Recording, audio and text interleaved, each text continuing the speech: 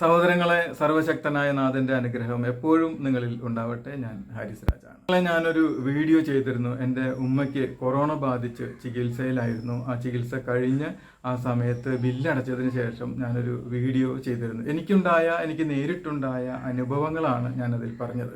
Mother ഹോസ്പിറ്റലിൽ ഉമ്മാനെ admit ചെയ്യുന്നത് 6-ാം തീയതിയാണ്. അതുപോലെ അവിടുന്ന് 22-ാം തീയതിയാണ് ഡിസ്ചാർജ് ചെയ്യുന്നത്. അതായത് 16 ദിവസമാണ് അവിടെ നമ്മൾ അഡ്മിറ്റ് ചെയ്ത്. അതിനിടയ്ക്ക് നമ്മൾ മറ്റേ ഗവൺമെൻറ് ഹോസ്പിറ്റലിൽ സ്ഥലം ഒഴിവുണ്ടായപ്പോൾ ഇവരോട് ചെന്ന് ചോദിച്ചു, ഞങ്ങൾക്ക് ഇവിടുന്ന് ഒന്ന് ഡിസ്ചാർജ് ചെയ്ത് തരണം, ഞങ്ങൾക്ക് ഗവൺമെൻറ് ഹോസ്പിറ്റലിൽ കൊണ്ടുപോകാനാണ് ആഗ്രഹം, കാരണം നമുക്ക് വലിയ ബില്ലുകളൊന്നും താങ്ങാൻ കഴിയില്ല എന്ന് പറഞ്ഞപ്പോൾ അവർ പറഞ്ഞത് പോസിറ്റീവായി അഡ്മിറ്റ് ചെയ്ത് കഴിഞ്ഞാൽ ഒരു കാരണവശാലും ഡിസ്ചാർജ് ചെയ്യുന്നതല്ല.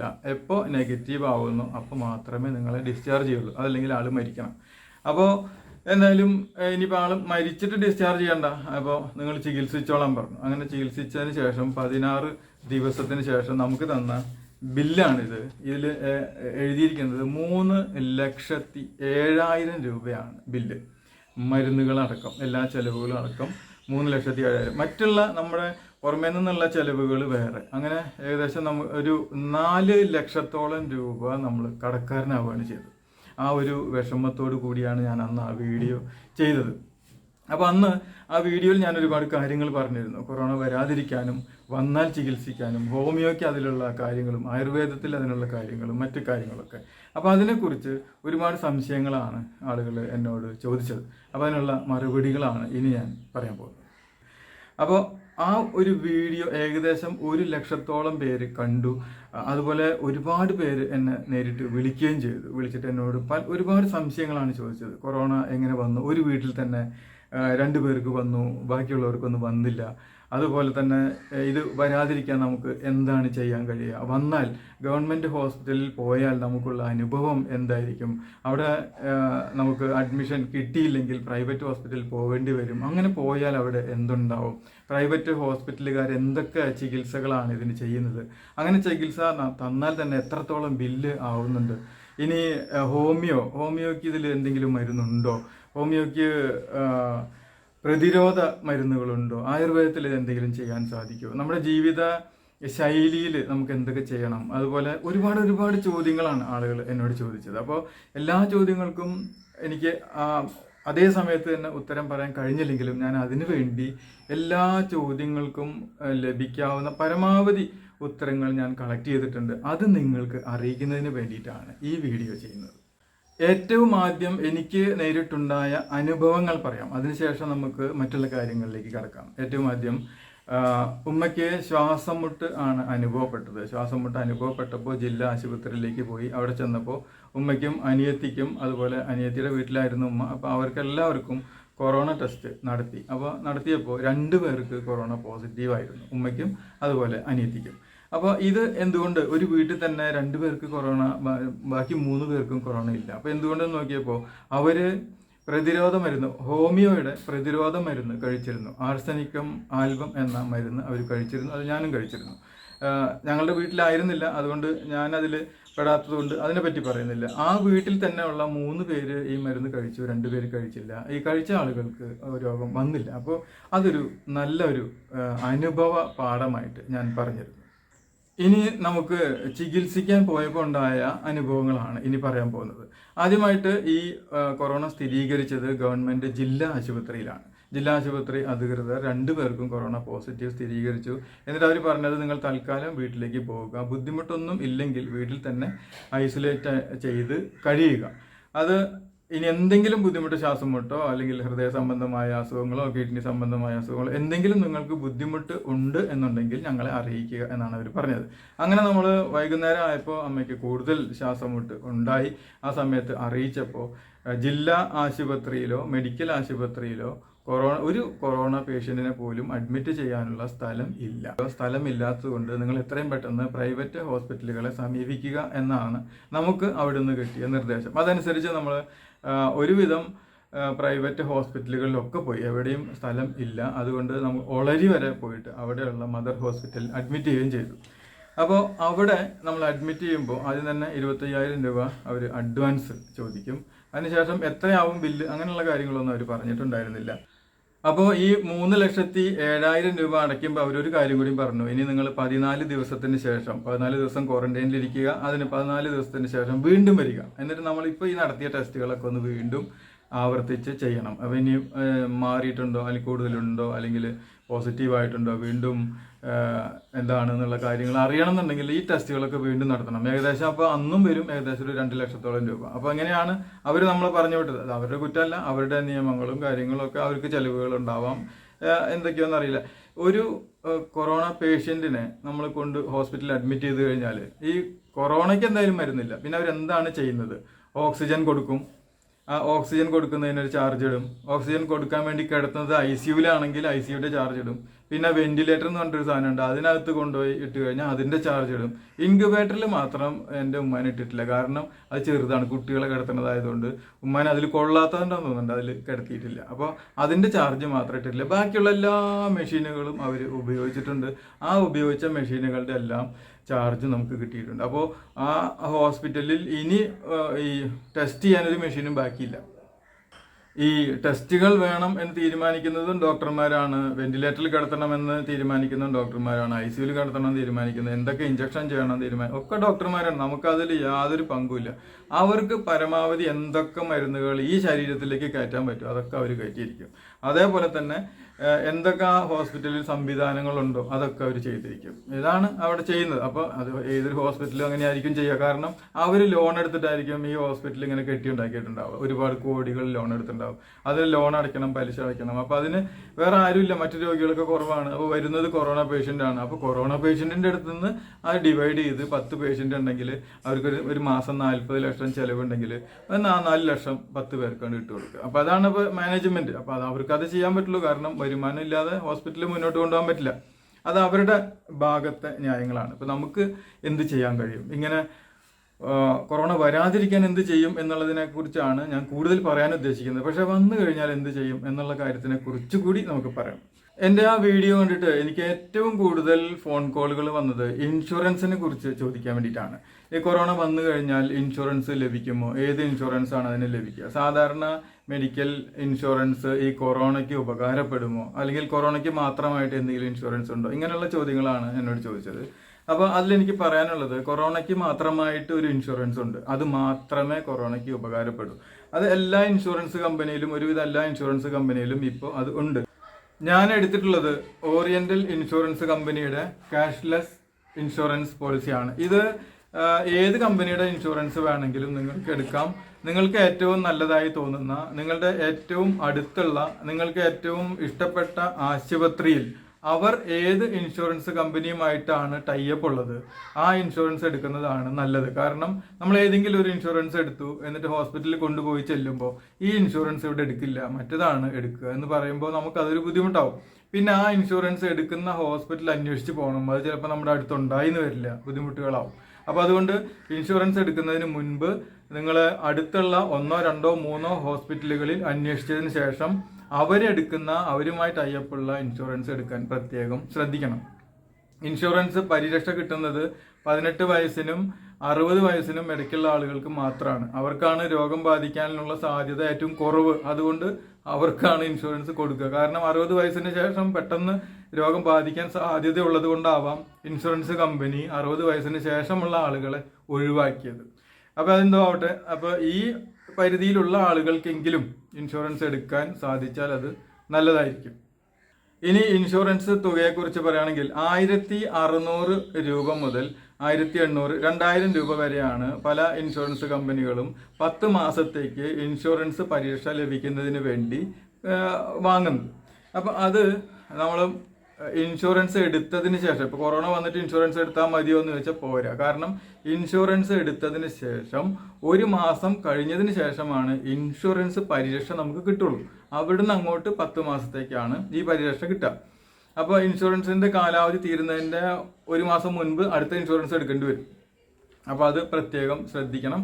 അപ്പോൾ ഇൻഷുറൻസിൻ്റെ കാര്യത്തിൽ നിങ്ങൾക്ക് എല്ലാം മനസ്സിലായി എന്ന് കരുതുന്നു. ഒരുപാട് ആളുകൾക്ക് പെട്ടെന്ന് പറഞ്ഞാൽ മനസ്സിലാവില്ല, അതുകൊണ്ട് ഒന്നുകൂടി ഞാൻ പറയാം. ഇൻഷുറൻസ് എടുക്കുമ്പോൾ ഏറ്റവും ആദ്യം നിങ്ങൾക്ക് ഇഷ്ടപ്പെട്ട ഹോസ്പിറ്റലിൽ അന്വേഷിച്ചതിന് ശേഷം അവരുമായി ടൈപ്പുള്ള, അവർ നിർദ്ദേശിക്കുന്ന ഇൻഷുറൻസ് എടുക്കാൻ പ്രത്യേകം ശ്രദ്ധിക്കുക. അത്രേ ഉള്ളൂ. അപ്പോൾ ആ കാര്യം അവിടെ ശരി.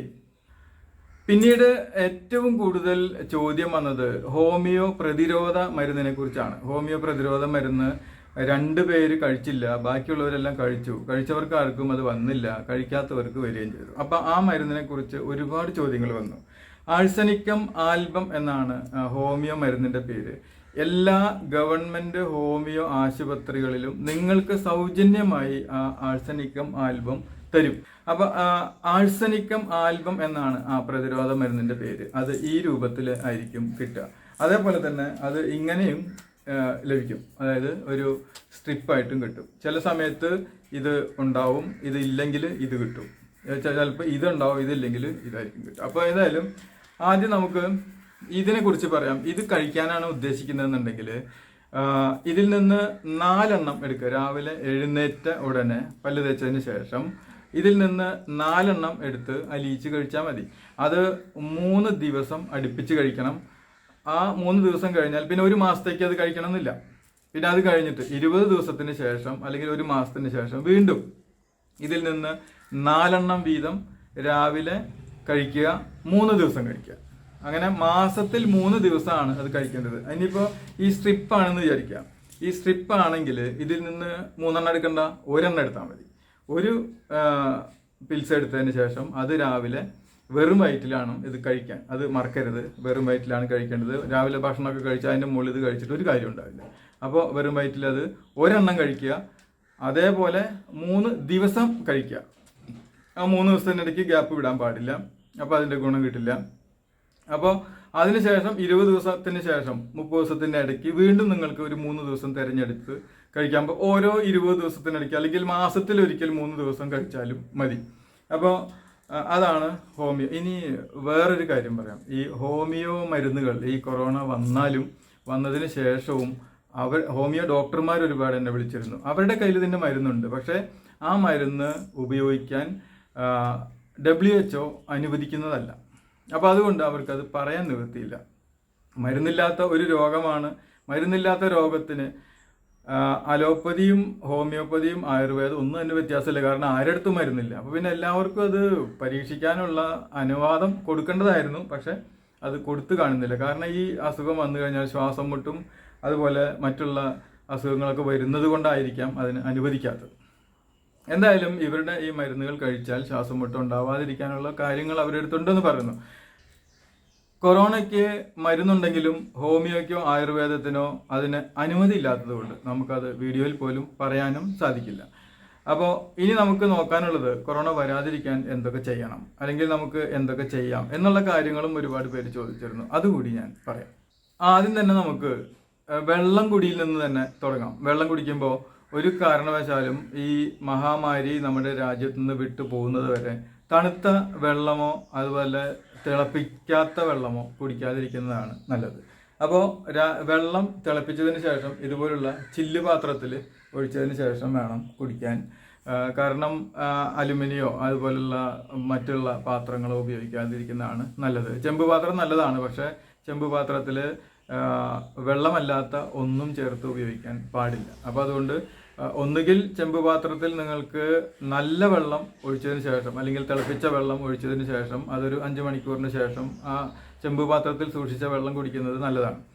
അതിന് നിവൃത്തിയില്ലാത്തവർക്ക് ഉള്ളത് നമുക്ക് വെള്ളം തിളപ്പിക്കുമ്പോൾ അതിലെന്തൊക്കെ ചേർക്കാൻ നോക്കാം. ഇതിൻ്റെ പേരാണ് കരിഞ്ജീരകം. അതായത് ഇത് ഇങ്ങനെ കാണാം, നിങ്ങൾക്ക് കാണാൻ വേണ്ടി ഞാൻ ഇതാക്കിയാണ്. ഇതാണ് കരിഞ്ജീരകം.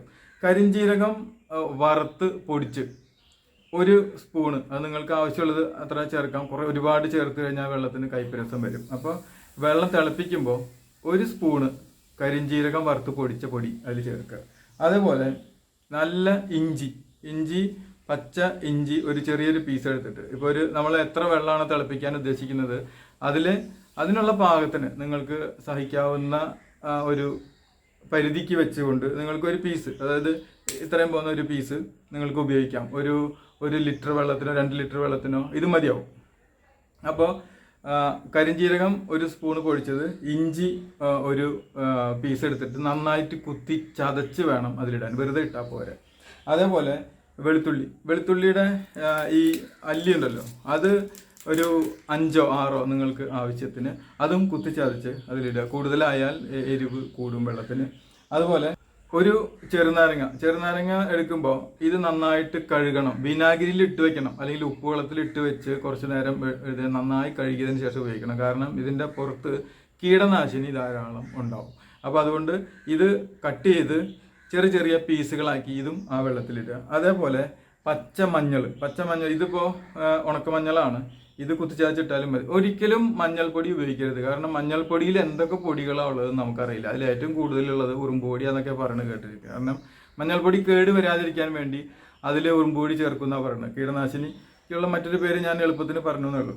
അപ്പോൾ ഉണക്കമഞ്ഞളുണ്ടെങ്കിൽ അത് നന്നായി പൊടിച്ച് ചേർക്കാം. അതല്ലാന്നുണ്ടെങ്കിൽ പച്ചമഞ്ഞൾ കുത്തിച്ചതച്ച് ഇഞ്ചിയുടെ ആ വലിപ്പത്തിൽ തന്നെ എടുത്ത് അതിൽ ചേർക്കാം. അപ്പോൾ ആ വെള്ളത്തിൽ വേണ്ടത് മഞ്ഞൾ, ഇഞ്ചി, ചെറുനാരങ്ങ, കരിഞ്ചീരകം, വെളുത്തുള്ളി, ഇത്രയും സാധനങ്ങൾ ആവശ്യത്തിന് പാകത്തിന് ഓരോരുത്തരുടെ അളവിനനുസരിച്ച്. ചിലർക്ക് ഇഞ്ചി കൂടുതൽ ഇഷ്ടപ്പെടും, ചിലർക്ക് ഇഞ്ചി ഇഷ്ടപ്പെടില്ല, ചിലർക്ക് വെളുത്തുള്ളിയുടെ ടേസ്റ്റ് ഇഷ്ടപ്പെടില്ല. അപ്പോൾ ഏതാണോ ഇഷ്ടപ്പെടാത്തത് അത് കുറച്ച് ചേർക്കുക. അങ്ങനെ അവനവൻ്റെ പാകത്തിൽ ആക്കിയതിന് ശേഷം എത്ര വെള്ളമാണോ നിങ്ങൾ തിളപ്പിക്കാൻ ഉദ്ദേശിക്കുന്നത്, ഒരു ദിവസം കുടിക്കാനുള്ള വെള്ളം മുഴുവൻ രാവിലെ തിളപ്പിക്കാം. പിന്നെ ഇപ്പം നമ്മൾ 2 ലിറ്റർ വെള്ളമാണ് തിളപ്പിച്ചത്, അത് കഴിഞ്ഞു പോയി. അപ്പോൾ അതിൽ തന്നെ വീണ്ടും വെള്ളം ഒഴിച്ച് വീണ്ടും തിളപ്പിച്ചാൽ മതി. വീണ്ടും അന്നത്തെ ദിവസം ഇഞ്ചി കുത്തി ചതയ്ക്കണ്ട, കാരണം ഇത് മതിയാവും. പിറ്റേ ദിവസത്തേക്ക് അത് ഉപയോഗിക്കരുത്, ഓരോ ദിവസം ഉപയോഗിച്ച് അത് കളയാം. അങ്ങനെ നമ്മൾ വെള്ളം ഉണ്ടാക്കി വെച്ച് കഴിഞ്ഞിട്ട് അത് പരമാവധി ചെറു ചൂടോടുകൂടി തന്നെ കുടിക്കാൻ ശ്രദ്ധിക്കുക. ചൂടാറിക്കഴിഞ്ഞാൽ ഒന്നുകൂടി കുടിക്കേണ്ടത് മാത്രം ഒന്നുകൂടി ചൂടാക്കിയിട്ട് കുടിക്കുന്നത് നല്ലതായിരിക്കും.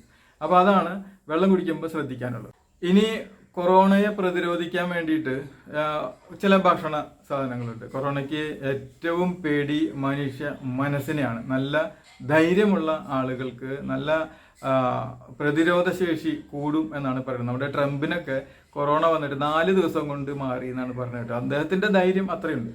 അപ്പോൾ നമുക്ക് കഴിക്കാനുള്ള ഭക്ഷണങ്ങൾ പ്രതിരോധ ശേഷി കൂട്ടാനും നമ്മുടെ മനസ്സിൻ്റെ ധൈര്യം കൂട്ടാനുമുള്ള ഒരുപാട് ഭക്ഷണങ്ങളുണ്ട്. അതിലൊന്നാണ് നെല്ലിക്ക നമുക്ക് എങ്ങനെ വേണമെങ്കിൽ കഴിക്കാം. അത് ജ്യൂസ് അടിച്ച് കുടിക്കാം. ജ്യൂസ് അടിക്കുമ്പോൾ പ്രത്യേകം ശ്രദ്ധിക്കണം, പഞ്ചസാരയും ഉപ്പൊന്നും അധികം ചേർക്കാതെ പരമാവധി അതിൻ്റെ ഒറിജിനൽ ജ്യൂസ് തന്നെ കുടിക്കുക. അത് പഞ്ചസാര ചേർക്കുമ്പോൾ അതിനൊരു വിഷമാവണ്ടെന്ന് പറഞ്ഞിട്ടാണ്. അപ്പോൾ ഈ നെല്ലിക്ക ചിലവർ വെറുതെ കഴിക്കുന്നവരുണ്ട്, ഉപ്പിലിട്ട് കഴിക്കുന്നവരുണ്ട്, അതിനെ ജ്യൂസ് അടിച്ച് കുടിക്കുന്നവരുണ്ട്. എങ്ങനെയായാലും നെല്ലിക്ക നല്ലൊരു സാധനമാണ്. ദിവസവും നെല്ലിക്ക ഒരു 5 or 10 എണ്ണമെങ്കിലും ഏതെങ്കിലും രീതിയിൽ അകത്തേക്ക് എത്തിച്ചാൽ നല്ലതാണ്. പിന്നെ ഇതിനറിയാലോ, സീതാപ്പൽ എന്ന് പറയും. ഇത് എല്ലാവർക്കും ഇഷ്ടപ്പെട്ട സാധനമാണ്. വില കൂടുതലാണ്, കിലോ 50 രൂപയാണ്. അപ്പോൾ ഇത് പ്രതിരോധശേഷി കൂട്ടാൻ പറ്റിയ ഒരു ഔഷധമാണ്. പിന്നെ പ്രതിരോധശേഷി കൂട്ടുന്ന മറ്റൊരു ഇതാണ് ഈത്തപ്പഴം പല രൂപത്തിലുണ്ട്. ഇപ്പം ഞാൻ മേടിച്ച് വെച്ചത് ഇതായതുകൊണ്ട് ഇത് കാണിച്ചത് മാത്രമേ ഉള്ളൂ. ഏത് തരം ഈത്തപ്പഴവും അതുപോലെ കാരക്കയും ഒക്കെ നിങ്ങൾക്ക് ഉപയോഗിക്കാം. ഈത്തപ്പഴത്തിന് മറ്റൊരു ഗുണം കൂടിയുണ്ട്, ലൈംഗിക ശേഷി വർദ്ധിപ്പിക്കുന്ന പറയുന്നത്. അപ്പോൾ എന്തായാലും അത് വർദ്ധിച്ചാലും ഇല്ലെങ്കിലും നമുക്ക് പ്രതിരോധശേഷി ഇത് കൊണ്ട് കൂട്ടിയെടുക്കാൻ പറ്റും.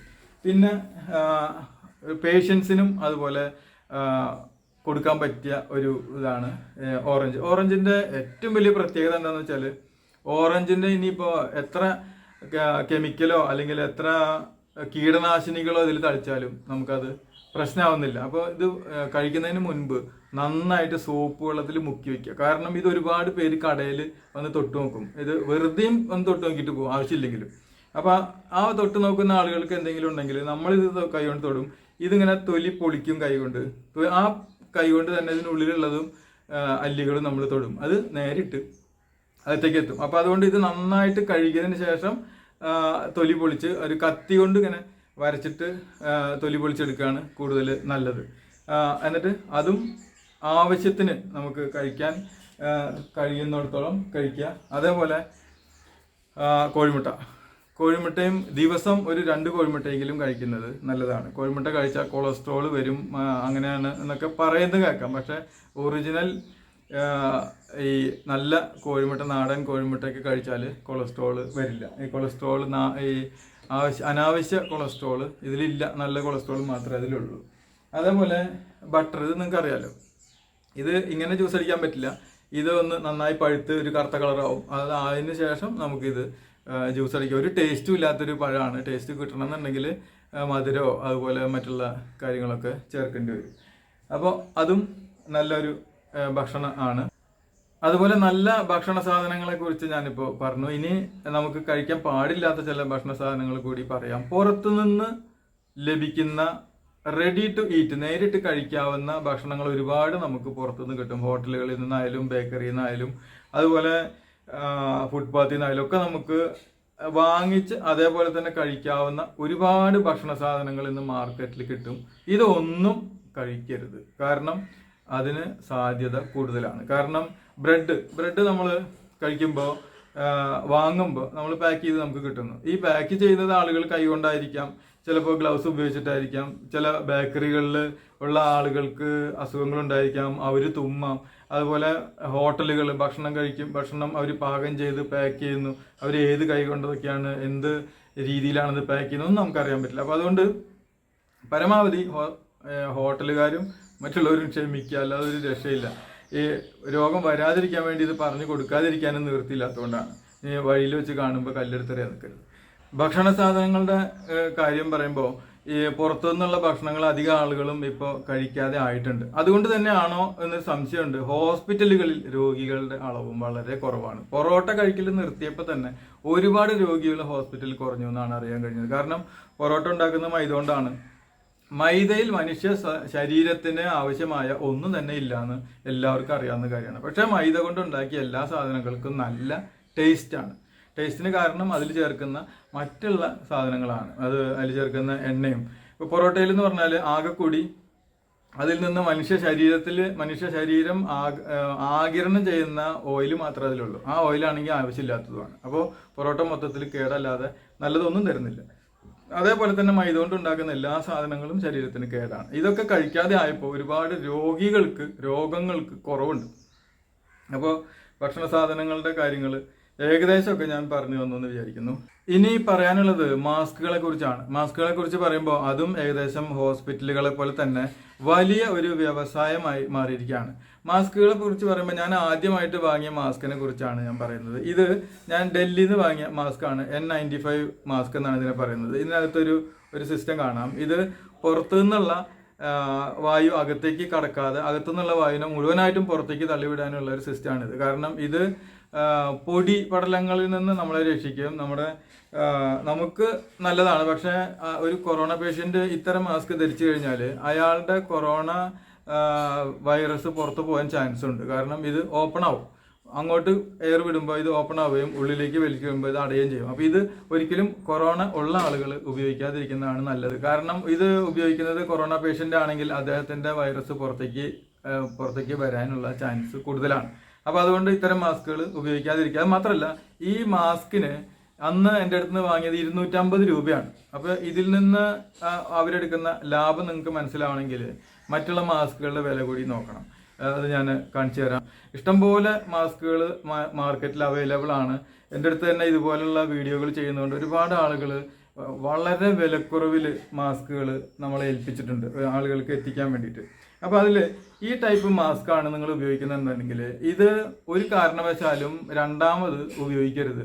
ഒരു പ്രാവശ്യം ഉപയോഗിച്ച് കഴിഞ്ഞാൽ ഇപ്പോൾ നമ്മൾ പുറത്തു പോകുമ്പോൾ ഇത് ഇട്ടു തിരിച്ചു വരുമ്പോൾ നമ്മൾ എന്ത് ചെയ്യണം? അത് നല്ല രീതിയിൽ ഏതെങ്കിലും വേസ്റ്റ് ബോക്സിലോ അല്ലെങ്കിൽ കത്തിച്ച് കളയോ ചെയ്യണം. വീണ്ടും ഇത് ഉപയോഗിക്കാൻ പറ്റില്ല.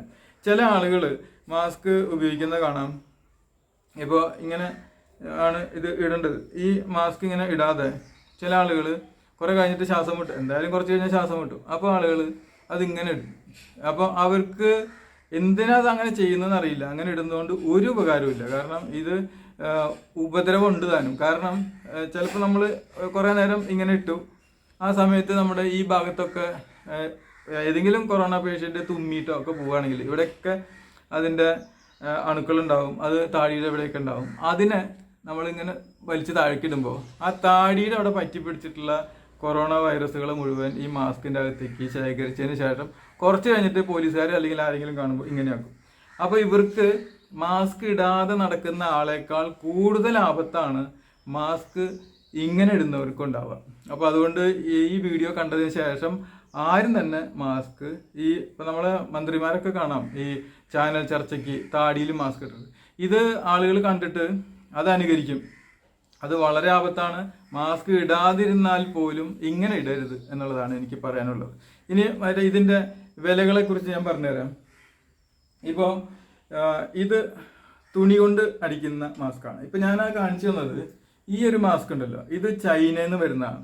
ഇത് നമ്മൾ ഒരിക്കലും ഉപയോഗിക്കാതിരിക്കുന്നതാണ് നല്ലത്. കാരണം കൊറോണ തന്നതും അവർ തന്നെ, മാസ്ക് തരുന്നതും അവർ തന്നെ. അപ്പോൾ ഈ പണം പോകുന്നത് ചൈനയിലേക്കാണ്. അപ്പോൾ അതുകൊണ്ട് അത് വാങ്ങാതിരിക്കുക. ഇതുപോലുള്ള മാസ്കുകൾ, തുണിയുടെ മാസ്ക്, ഇതിൻ്റെ വില വെറും 5 രൂപയാണ്. ഇത് പല ആളുകളും 50 രൂപയ്ക്ക് വരെ വിൽക്കുന്നുണ്ട്. അപ്പോൾ ഇത് 5 രൂപയുടെ മാസ്ക് എവിടെ കിട്ടും എന്ന് ചോദിച്ചാൽ, അത് നിങ്ങൾ എനിക്ക് ഈ ഇതിൽ കാണുന്ന നമ്പറിൽ വിളിച്ചു കഴിഞ്ഞാൽ ഞാൻ നിങ്ങൾക്ക് നിങ്ങളുടെ വീട്ടിലെത്തിച്ചേരാം 5 രൂപയ്ക്ക്. അപ്പോൾ അതൊന്ന്. പിന്നെ അത് കഴിഞ്ഞാൽ ഇതുപോലുള്ള മാസ്ക് ഉണ്ട്. ഇങ്ങനെയുള്ള മാസ്കിന് ഇത് വേണമെന്നുണ്ടെങ്കിൽ ഒരു 20 രൂപ ഒക്കെ മാക്സിമം ഇതിന് കൊടുക്കാം. അതുപോലെ മറ്റൊരു മാസ്കാണിത്. ഇത് നമ്മുടെ മോഹൻലാലൊക്കെ ഇട്ട് കണ്ടിട്ടുണ്ടാവും നമ്മൾ പരസ്യത്തിലൊക്കെ. ഇതിന് മാക്സിമം വരാവുന്ന വില 30 രൂപയാണ്.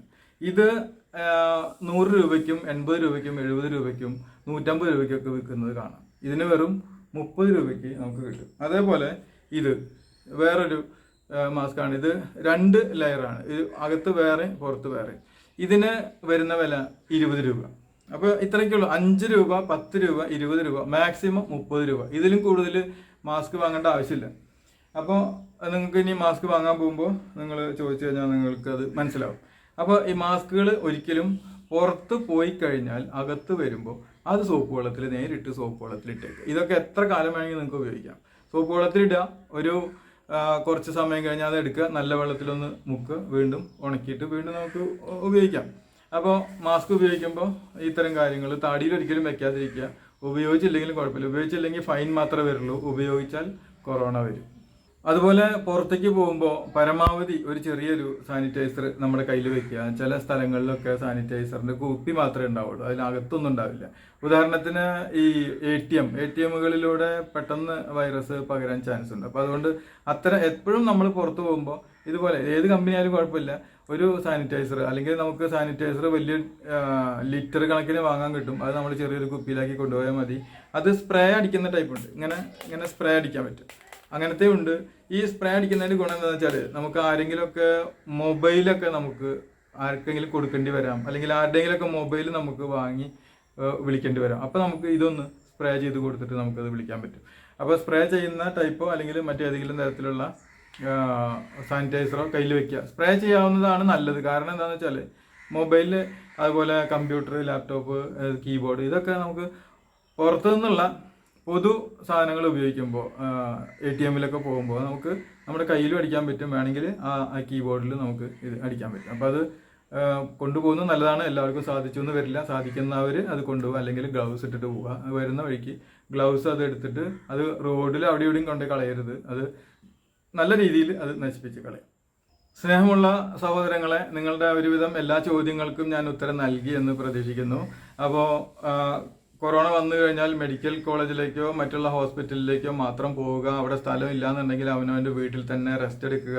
ശ്വാസം മുട്ടോ അങ്ങനെ എന്തെങ്കിലും ഉണ്ടെങ്കിൽ മാത്രം കൊറോണ ടെസ്റ്റ് ചെയ്യാൻ തന്നെ പോയാൽ മതി, അല്ലെങ്കിൽ ടെസ്റ്റ് ചെയ്യേണ്ട ആവശ്യം പോലും ഇല്ല. ഇതൊരു വലിയൊരു അസുഖമല്ല. ഇതൊരു ചെറിയൊരു പനി മാത്രം വന്നു പോകുന്ന, ചിലർക്ക് തലവേദന മാത്രം വന്നിട്ട് പോകും, ചിലർക്ക് തൊണ്ടയിൽ ചെറിയൊരു പ്രശ്നം വന്നിട്ട് പോകും. അവരും പോസിറ്റീവായിട്ടുണ്ടാവും, നെഗറ്റീവായിട്ടുണ്ടാവും, വീണ്ടും പോസിറ്റീവായിട്ടുണ്ടാവും, വീണ്ടും നെഗറ്റീവായിട്ടുണ്ടാവും. പരിശോധിച്ച് കഴിഞ്ഞാൽ പിന്നെ നിങ്ങളെ 108 ആംബുലൻസിൽ കൊണ്ടുപോകും, സൈറൺ മുറക്കി കൊണ്ടുപോകും. അവിടെ കൊണ്ടുപോയിട്ട് കട്ടിൻ്റെ അടിയിലോ അല്ലെങ്കിൽ വരാന്തയിലോ ഒക്കെ കിടത്തും. അവിടെ കൂടുതൽ കൊറോണ വൈറസ് ഉള്ള ആളുകളുണ്ടാവും, അവരെ കൂടെ കിടത്തും, കൂടുതൽ ആവും. ചിലപ്പോൾ ശ്വാസം മുട്ടി, ചിലപ്പോൾ അവിടെ മരിക്കുകയും ചെയ്യും. അപ്പോൾ അതുകൊണ്ട് ഹോസ്പിറ്റലിലേക്ക് പരമാവധി പോകാതിരിക്കുക. ഒരു കാര്യത്തിനും, ഇപ്പോൾ എന്നല്ല, ഒരു കാര്യത്തിനും ഹോസ്പിറ്റലിലേക്കും മെഡിക്കൽ ഷോപ്പിലേക്കും പോകാതിരിക്കുന്നതാണ് ഏറ്റവും നല്ലത്.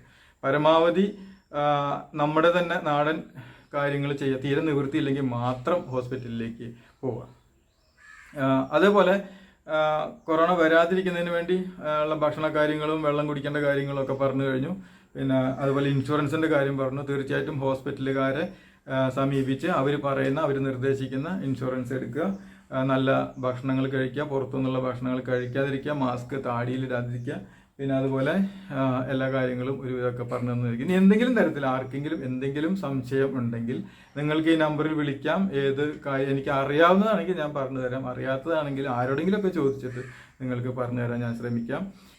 എല്ലാവർക്കും സർവശക്തനായ നാഥന്റെ അനുഗ്രഹം ഉണ്ടാവട്ടെ. ഈ മഹാമാരി നമ്മുടെ ഈ ലോകത്തു നിന്ന് തന്നെ എത്രയും പെട്ടെന്ന് നിർമ്മാർജ്ജനം ചെയ്യാൻ നമുക്ക് കഴിയട്ടെ. പിന്നെ അതുപോലെ വാക്സിന് വേണ്ടി കാത്തിരിക്കുന്നവരോട് എനിക്കൊരു കാര്യം പറയാനുള്ളത്, ഇതിനു മുൻപ് പല അസുഖങ്ങൾക്കും വാക്സിന് വേണ്ടി നമ്മൾ ഒരുപാട് കാത്തിരുന്നതാണ്. ഇതുവരെ ഇതിനു മുൻപുണ്ടായ ഇതുപോലുള്ള പകർച്ചവ്യാധികൾക്ക് മിക്കതിനും വാക്സിൻ കണ്ടെത്തിയിട്ടില്ല. അപ്പോൾ അതുകൊണ്ട് ഇതിനും ഇപ്പോൾ ഈ അടുത്ത കാലത്തൊന്നും വാക്സിൻ കണ്ടെത്താൻ സാധിക്കും എന്ന് നമുക്ക് തോന്നുന്നില്ല. അതുകൊണ്ട് വാക്സിൻ വരട്ടെ. അങ്ങനെ വന്നാൽ തന്നെ അതിനും ഉണ്ടാവാം ഒരുപാട് ബുദ്ധിമുട്ടുകൾ. ഇപ്പോൾ ഈ അടുത്ത് കണ്ടുപിടിച്ച ചില വാക്സിനുകൾ ഉപയോഗിക്കാൻ വേണ്ടി അത് ചില ആളുകൾ സന്നദ്ധരായി, എൻ്റെ മേത്ത് ഇത് ഉപയോഗിച്ചോ എന്ന് പറഞ്ഞിട്ട്. പക്ഷെ അവർക്കൊക്കെ ഈ കൊറോണയേക്കാൾ മാരകമായ അസുഖങ്ങൾ വരികയും അതുകൊണ്ട് വാക്സിൻ്റെ പരീക്ഷണം തന്നെ നിർത്തിവെക്കുകയും ഒക്കെ ചെയ്ത ഒരു ഘട്ടത്തിലാണ് നമ്മൾ ജീവിച്ചിരിക്കുന്നത്. അതുകൊണ്ട് പരമാവധി നമുക്ക് ശ്രദ്ധിക്കുക. ഇത്രയും കാര്യങ്ങളൊക്കെ നമുക്ക് ഇതിനു വേണ്ടി ചെയ്യാൻ കഴിയുള്ളൂ. എല്ലാവർക്കും സർവശക്തൻ്റെ അനുഗ്രഹം ഉണ്ടാവട്ടെ എന്ന് ഒരിക്കൽ കൂടി പ്രാർത്ഥിച്ചുകൊണ്ട് ഞാൻ ഹാരിസ് രാജ്.